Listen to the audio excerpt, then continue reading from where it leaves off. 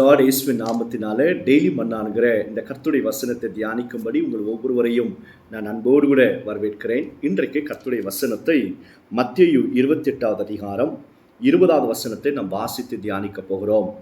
நான் உங்களுக்கு கட்டளையிட்ட யாவையும் அவர்கள் கைக்கொள்ளும்படி அவர்களுக்கு உபதேசம் பண்ணுங்கள். இதோ உலகத்தின் முடிவு பரியந்தம் சகல நாட்களிலும் நான் உங்களுடனே கூட இருக்கிறேன் என்றார். ஆமென். இதோ உலகத்தின் முடிவு பரியந்தமும் சதா காலமும் நான் உங்களோடு கூட இருக்கிறேன் என்று இயேசு சொன்னார். ஆண்டவராக இயேசு கிறிஸ்து சிலுவையின் பாடுகளுக்கு பிறகு மரித்து உயிர்த்தெழுந்த பிறகு கிட்டத்தட்ட 40 நாட்கள் அவர் உயிரோடு அவர் இந்த உலகத்தில் உலாவினதையும் பலரை சந்தித்ததையும் நாம் பார்க்கிறோம். அவர் உயிர்த்தெழுந்தார். இன்றைக்கும் உயிரோடு கூட ஜீவிக்கிற ஒரு தெய்வத்தை நீங்களும் நானும் ஆராதிக்கிறோம். இயேசு கிறிஸ்து மரித்தவர் அல்ல, கல்லறைக்குள் இருக்கிறவர் அல்ல, கல்லையோ மண்ணையோ மரத்தையோ அல்ல நம் வணங்குவது. ஜீவனுள்ள உயிர்த்தெழுந்த உயிரோடு கூட எழுந்த இயேசுவை நீங்களும் நானும் ஆராதித்து கொண்டிருக்கிறோம். அந்த ஆண்டவராக இயேசு கிறிஸ்து உயிர்த்தெழுந்த பிறகு கிட்டத்தட்ட 500 பேருக்கு அவர் காட்சியளித்தார். அவரும் கடைசியில் எடுத்துக்கொள்ளப்படும் போது பரலோகத்துக்கு சீஷர்களோடு கூட பல கட்டளைகளை கொடுக்கிறார். நீங்கள் புறப்பட்டு போய் பிதா குமாரன் பரிசுத்த ஆவியாக திரியேக நாமத்தினால ஞானஸ்தானம் கொடுங்க, சகல சிருஷ்டிக்கும் என்னுடைய சுவிசேஷத்தை அறிவிங்க, சீஷராக்குங்க என்கிறதெல்லாம் சீஷர்களோடு கர்த்தர் பிரத்யேகமாக விசேஷமாய் பேசி அவர்களுக்கு கட்டளை இடுகிறார்.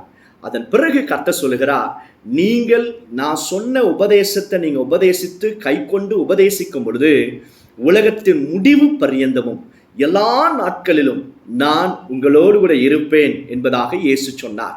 இன்றைக்கும் ஆண்டவராக இயேசு கிறிஸ்து நமக்கும் அதை தான் சொல்லுகிறார்.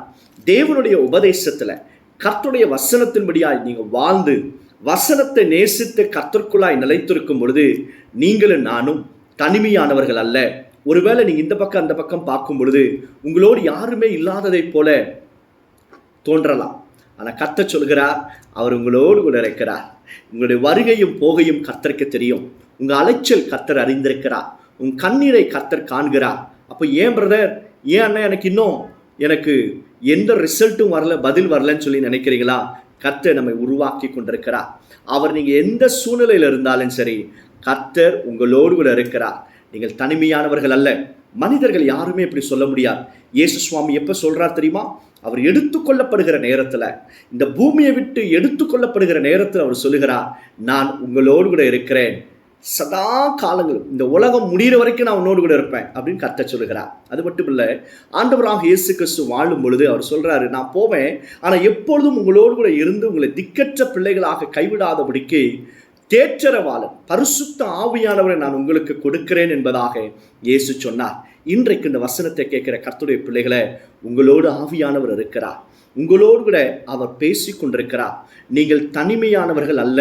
நீங்கள் அதை நினைச்சு கூட பார்க்காதீங்க. நான் தனியாக இருக்கிறேன், எனக்கு யாரும் இல்லை, நான் அனாதை அப்படின்னு சொல்லாதீங்க. கர்த்தர் உங்களோடு கூட இருக்கிறார்.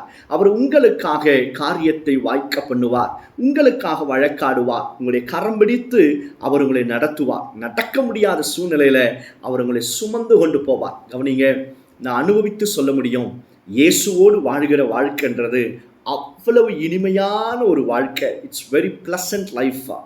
ஏன் அப்படின்னா, அவர் குறைகள் மத்தியில் நம்மை நடத்துவது மட்டுமல்ல, அவர் நமக்கு ஒரு குறைவும் இல்லாமல் நடத்திடுவார். அல்லேலூயா. அவர் எப்பொழுதும் நம்மோடு கூட இருக்கிறார்.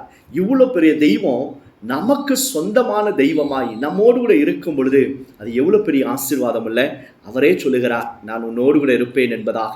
இந்த உலகத்தில் நம்மளை விட்டு அநேகர் பிரிந்து போகலாம். நம்மோடு கூட இருப்பதற்கு பலவிதமான தகுதிகளையும் அவர்கள் எதிர்பார்க்கலாம். ஒரு எதிர்பார்ப்பும் இல்லாமல் இயேசு நம்மோடு கூட இருக்கிறார், உங்களோடு இருக்கிறார். இந்த உலகத்தில் யாராவது நம்மோடு கூட இருக்கிறோம்னா படிப்பு, அழகு, அந்தஸ்து, பதவி இது எல்லாம் பார்த்து தான் ஆட்களோடு பழகுவாங்க. அவங்களுக்கு ஏற்றா போல் இருந்தால் தான் பழகுவாங்க. அப்படி இல்லைன்னா பழகவும் மாட்டாங்க, நம்ம கூட இருக்கவும் மாட்டாங்க, யாராக இருந்தாலும் சரி. ஆனால் இயேசு அப்படிப்பட்டவர் அல்ல. நீங்கள் எப்படிப்பட்டவராக இருந்தாலும் கர்த்தரோடு கூட இருக்கிறார். ஒரே ஒரு காரியம் என்ன தெரியுமா? இந்த உபதேசத்துக்கு வசனத்துக்கு பயந்து நீங்கள் வாழும் பொழுது இயேசுவோடு வாழ்கிற வாழ்க்கை இனிமையான ஒரு வாழ்க்கையாக இருக்கும். கர்த்தர் உங்களோடு இருக்கிறார். பயப்படாதீங்க. அவருடைய வலது கரத்தின் கீழே நீங்கள் இருக்கிறீங்க. சத்ரு உங்களை ஒன்றும் செய்ய முடியாது. சோமல்லாமா. பரலோக பிதாவே, இந்த வசனத்தை கேட்கிற ஒவ்வொரு பிள்ளைகளையும் நீர் ஆசீர்வதிங்க. நீங்கள் சொன்ன வாக்கின்படியாக நீர் எங்களோடு கூட இருப்பதற்காக ஸ்தோத்திரம். ஸ்தோத்திரம் ஆண்டவரே. யாரெல்லாம் தனிமையிலும் கைவிடப்பட்டு அவமானத்தில் நிந்தையில் இருக்கிறார்களோ, டச் தெம் ஓ லார்ட். அவர்களோடு நீர் இருந்து நீர் செய்கிற பெரிய காரியங்களை அவர் கண்கள் காணட்டும். இந்த நாள் உடைய பிள்ளைகள் செய்கிற எல்லா வேலைகளையும் ஆசீர்வதியும். ஜீவனுள்ள தேவனே, இயேசுவின் நாமத்தினால ஜெபிக்கிறோம் பிதாவே. ஆமென். ஆமென். God bless you all.